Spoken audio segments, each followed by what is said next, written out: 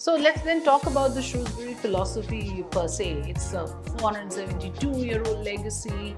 What does it offer really? So intellective, active, expressive and reflective. So that's monitored very carefully. That's the model you follow, and you've been following it over the years. Learning to learn will be key.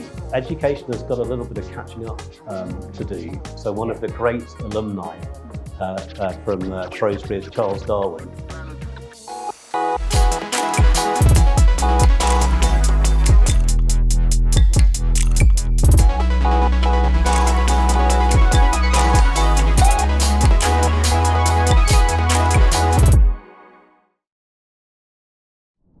Shrewsbury School has a legacy of over 400 years in UK. Now, their first franchise is opening in Bhopal as Shrewsbury International School, India. With me is the founding headmaster of Shrewsbury International School, India, Mr. Dominic Tomalin. Thank you so much for joining us and welcome. Afrida, thank you so much for having me. My pleasure entirely.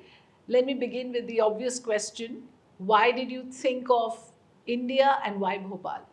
I think we go back to the notion that Shrewsbury School in the UK is over 400 years old. It's very well established. It's famous for being one of the most outstanding schools. It's one of the great schools in the UK, as noticed back in the 19th century. But during its near 500-year history, it's always been very highly regarded. Mm-hmm. And you don't get to succeed for nearly 500 years by being backward-looking, it's forward-looking. Mm-hmm. So it brings a whole person, a holistic educational philosophy, which is very attractive to parents all over the world now. So Shrewsbury has taken a very deliberate approach to its international expansion. Mm-hmm. It did start over 20 years ago with some campuses in Thailand. It now has those campuses plus one in Hong Kong and one in Cambodia.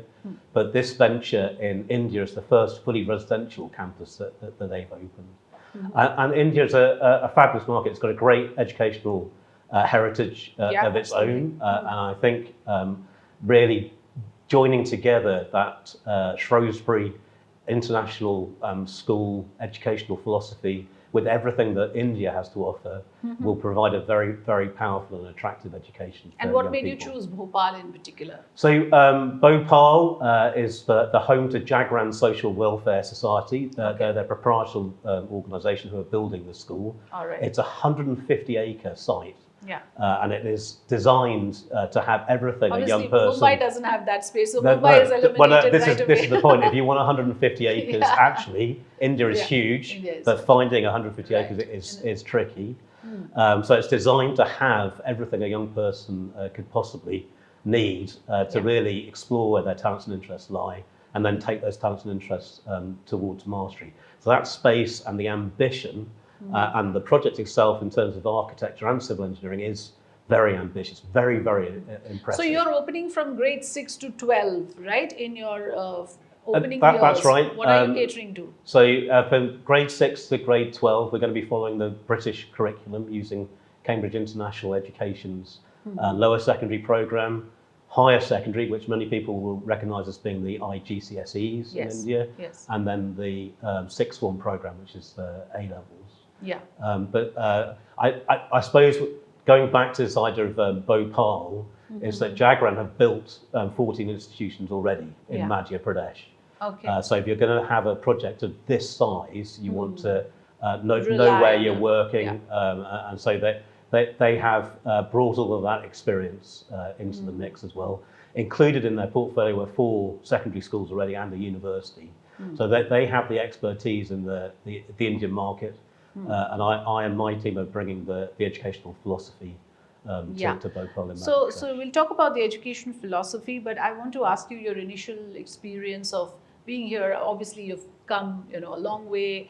It's a very different culture here. And were you keen on coming to India? What made you take this decision? Was it a tough one to move from home? Not really. I've got to the point in my career where I was really looking for a new challenge. So I've not always been a teacher. I didn't become a teacher till my mid-30s. Okay. So I had been an officer in the British Army and then worked in business. before deciding to become a teacher. And then I'd worked in some of the top independent boarding schools in the UK. And then the last 8 years I've been running an international boarding school in Cambridge in the UK. So what I was really looking for was a challenge that was going to allow me to bring together all of my life experience and career experience, and actually beginning a new school and being able to put your own stamp on it and develop it from scratch was just something which looked fabulous. It's a challenge you welcome. It's a challenge you're looking forward to. Absolutely, yeah. But do you know what you're in for? Like, you would have interacted with some children, some parents. What has been your initial experience? So I think my experience of being an international boarding school headmaster in the UK put me in a good place. I understand about different perspectives of parents, and particularly from Asia and South Asia. Parents are, very committed to ensuring that their children get the very best. So I was prepared for that. It's been the children who have come forward for interview for me for places at the school. I would say have a hunger about them.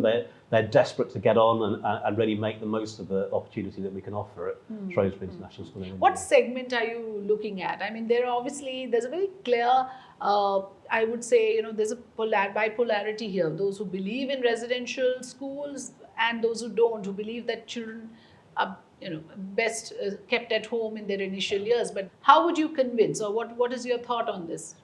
So I sit here as somebody who went to boarding school. So I went to boarding school at the age of 11. I had a fantastic time. It really served me very well. You're an advocate for residential school education? I absolutely am. I'm in some fairly lofty companies. So one of the great alumni from Shrewsbury is Charles Darwin. And actually he said how privileged he'd felt to be able to go and be a school child at Shrewsbury. And I think that echoes in the 21st century. So with all of the distractions that young people are confronted with, actually going off to residential school to have the focus and have the opportunity to discover themselves without the barrage of external influences is a very powerful setup. When I talk to parents in India, there are many very good day schools here in Mumbai as well. But it's actually quite rare for them to offer a rich and extracurricular provision. So the experience I've heard from them is, look, my child goes to school, then they come back, and then we have this almighty logistics exercise of getting them off back out to co-curricular. And that adds a lot of stress into the day. So having the opportunity to have all of those facilities right on the doorstep and not have to have that logistics really begins to offer the time and space So you think it's a fair trade-off, like to give your child that exposure to sports, to music, to various other extracurricular, and the trade-off, of course, being that you're away from home, you're away from the parental love and care that also nurtures a child. Let's face it. I mean, so I would say that the parental love and care doesn't disappear because they're away at boarding school. And in fact, I talk to the parents and I say, look, you are part of the school community. We want you to be engaged in it. So that doesn't disappear. I will also reflect on the fact that my greatest advantage and my teachers' greatest advantage is the fact that they aren't the parents. So we can have a very different conversation because it doesn't have that parental, familial baggage that goes around the outside of it. And as a consequence, we can enter into that learning dialogue much more comfortably. And we're determined at Shrewsbury to make sure that the adults have the time and the space to actually engage with the pupils and have that dialogue on a one-to-one basis. So we're aiming to have an average class size of 1 to 8. We will go up to 16, but that means that there will always be the time in the classroom. But again, also in the boarding house, because the whole of the faculty will be involved in supporting the boarding community, there will always be adults around who have the time and space to have the chat with the child if they need it, but also just to make sure everything's going smoothly as well. So we have a personal tutor set up, so all of our pupils will have a personal tutor who may or may not be one of their teachers. They'll be in a little personal tutor group. The personal tutor will be looking across how they're getting on academically, co-curricular and in the pastoral, taking the overview, but they're also a visiting tutor in the boarding house.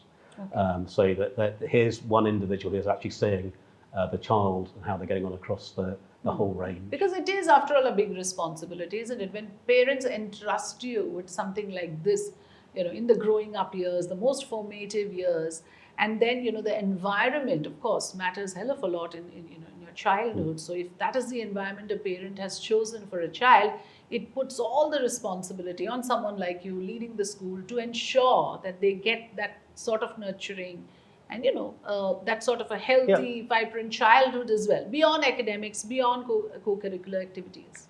And I think that's all about recruiting in great staff who have a genuine empathy. You have to be the kind of person who can get on with adolescents. And that comes from really understanding what's going on inside their heads. It is a difficult age for a variety of reasons. Yes, absolutely.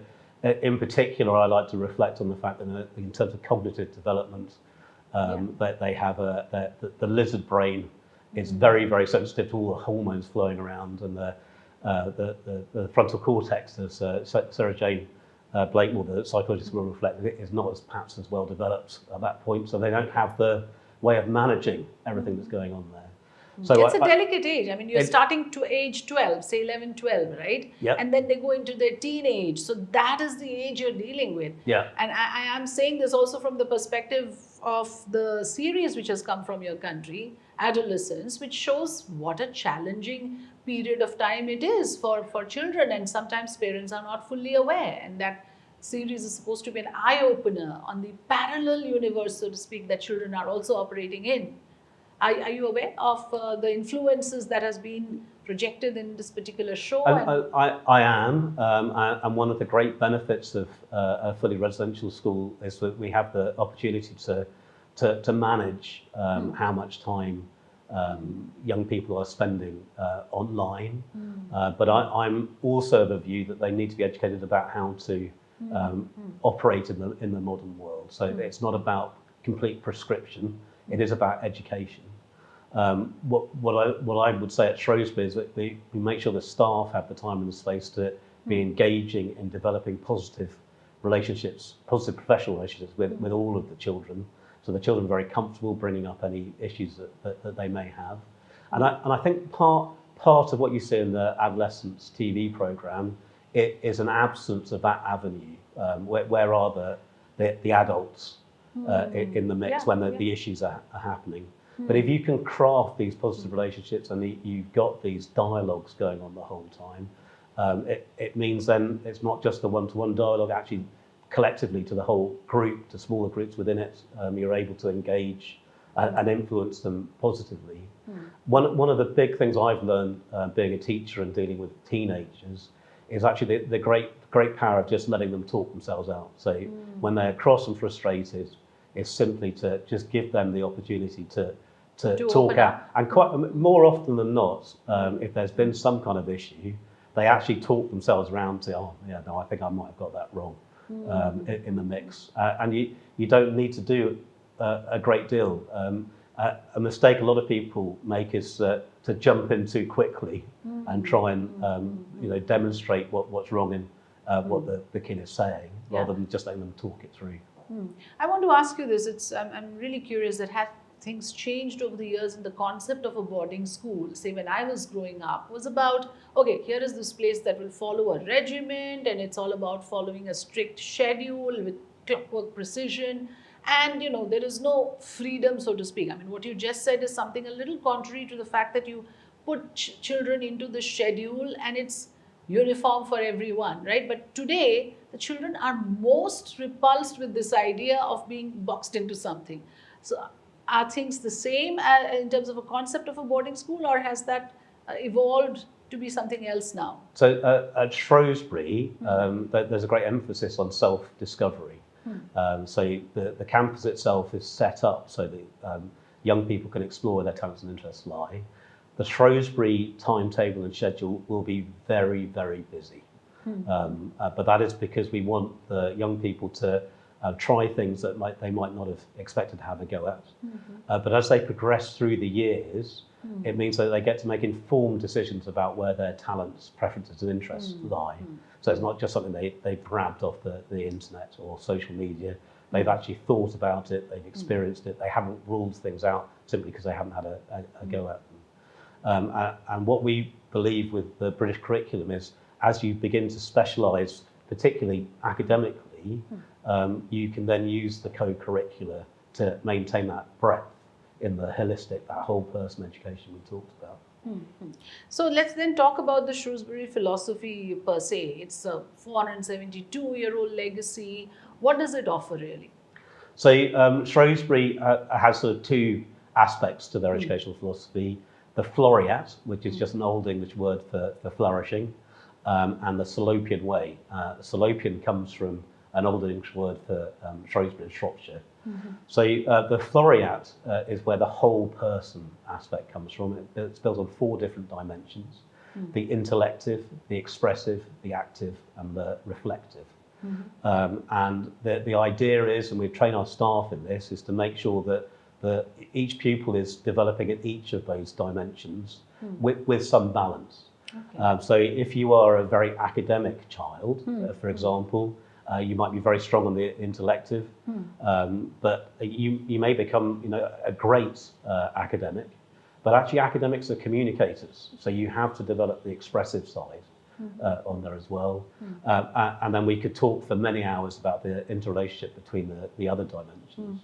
So that whole person balance is achieved through that personal tutoring that we've got, house masters and house mistresses, making sure that there is balance. And let's go through it again. You said academic, reflective. So intellective, active, expressive, and reflective. Okay. Right.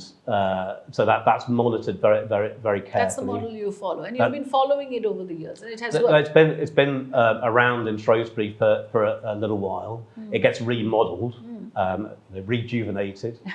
I love the way that Leah Winkley, the current headmaster at Shrewsbury, has crafted the way that they communicate the Florat at the moment. So that's about developing the young person. So they have self-awareness, they know where their strengths are, they know where their weaknesses are, and they have that self-possession to make the most of themselves. And then the Salopian way is built out of virtues. So these are virtues that we advocate. So wisdom, courage, integrity, self-mastery and integrity, but most importantly, kindness. So at Shrewsbury, the Shrewsbury philosophy, and here in India as well, we're very keen, yes, that young people understand how to make the most of themselves. They also develop the skills, habits and attitudes that will help them reach their goals. But we want to imbue in them a real determination to contribute beyond themselves. And that's where schools in the 21st century are really important. So yes, it is about academic development, but actually schools have a real role to play in making sure people understand how to work together, how to work as a society, a small group, and really an emphasis on that collaborative side of humanity. Yeah. And, what do you make of the new age? I would say, I understood the Shrewsbury philosophy, but there is a very, I would say, a pronounced sort of a study now, which has come from Harvard, which says, well, there is intelligence, there is IQ, and there is EQ, the emotional quotient. And when we were talking before the interview, you told me that the definitions keep changing. But what is your take on how would you develop? Because apparently, bulk of the success stories, if you really look at it, are of people who have higher EQ, not necessarily IQ. And that's certainly my experience in life. I think they work together. I think EQ is more important than people have thought in the past. It has growing significance. So if you look at these days, if you look at the way that major corporations recruit, they are very conscious of this. So their selection exercises are looking at EQ in a variety of different ways. When I reflect on it as an educator, I think that there's a piece around educating people about their emotions, and there's a wonderful piece of work done by Jonathan Haidt, I think it is, H-A-I-D-T. He wrote a book called The Happiness Index, where he talked about the fact that our psychology is really built around a rider on an elephant. Okay. And so the rider is the intellectual, the elephant is our emotional self, and simple metaphoric physics will tell you we end up doing what our emotions lead us to. Okay. So the rider has some influence over it, but we need to be very conscious of our emotional side. So I've learned that myself down the years. But I think it's really important to teach children about the way that their brains work. So that metacognition and meta-learning. Something been around for a little while, the growth mindset, for example, it says that you can get better at anything. It doesn't say you can be best at everything. It says you can get better at anything. And part of the approach that Carol Dweck advocated was to teach people about, teach young children about how their brains actually work, how we learn, what's going on inside their brains. I quite like that as a growth mindset. I think we do end up being born with an endowment of talent, but it's about how you make the most of that talent. So I rather like what Angela Duckworth has done with her grit, which is this idea, like you said, about emotional intelligence, that she says you can have talent, but it's worth nothing unless you put effort in to turn it into skills. Skills are worth nothing unless you put effort in to convert them into achievement. So this effort counts twice is actually a really important idea. Also the thing about self-awareness that you said, I mean, vis-a-vis self-possessed. I mean, I'm picking words from our earlier conversation. Can you tell our viewers that bit about that definition of emotional intelligence? So the emotional intelligence is about making sure that you are part of having a high EQ is about having good levels of self-awareness, and this then helps you manage yourself and get what you desire. But you can't do that as a human being in isolation. You have to develop the skills to interact with other people. So you must understand the impacts that you have on others and that others have on you in the mix. And then that contributes to your self-possession, so the way that you approach problems, conflicts, issues towards creating your goals.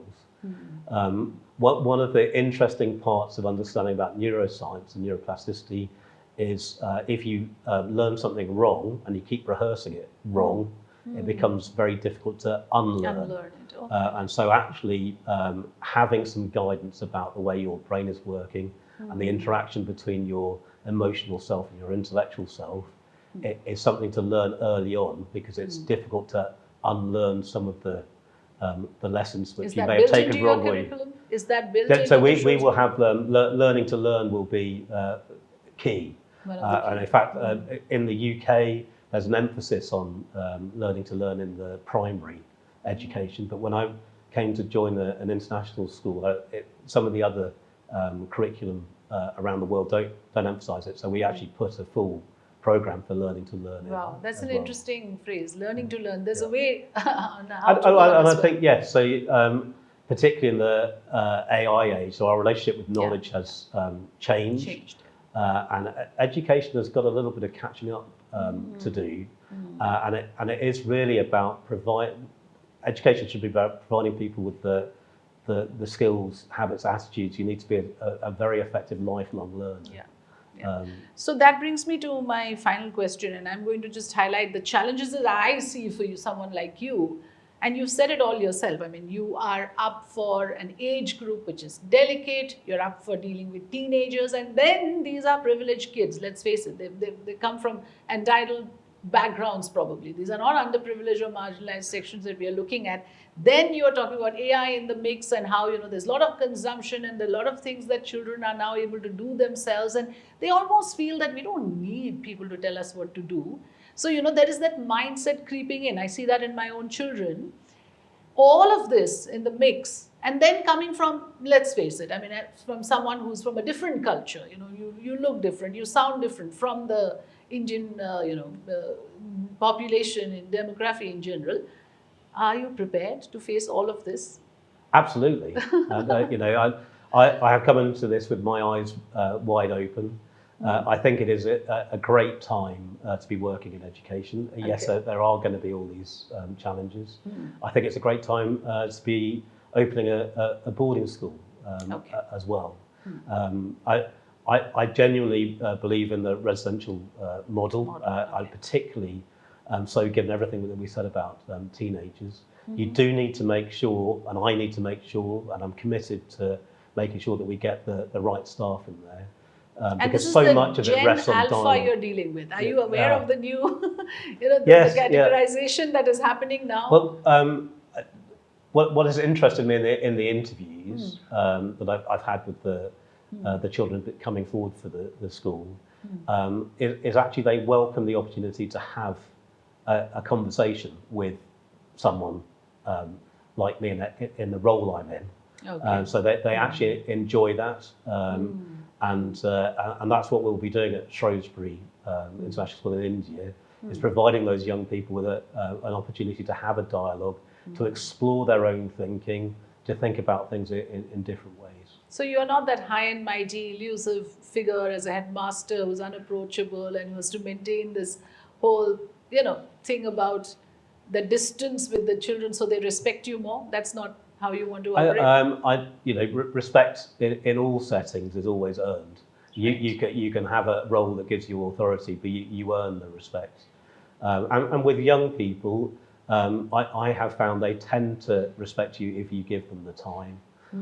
And particularly so if you're very evidently listening to what they're saying. So it is about active listening and engaging in their thought processes with them. That doesn't mean that we won't have a very disciplined approach. We will have a disciplined approach, but it will be very carefully communicated, and I'm sure there will be issues with individuals along the way, but dialogue will always be the first approach to resolving things. Right. I think beautifully said. We leave it at that. Thank you so much, and all the best for your new venture. Thank you so much for coming to Free Press House. Thank you It's a very pleasure much. having this conversation.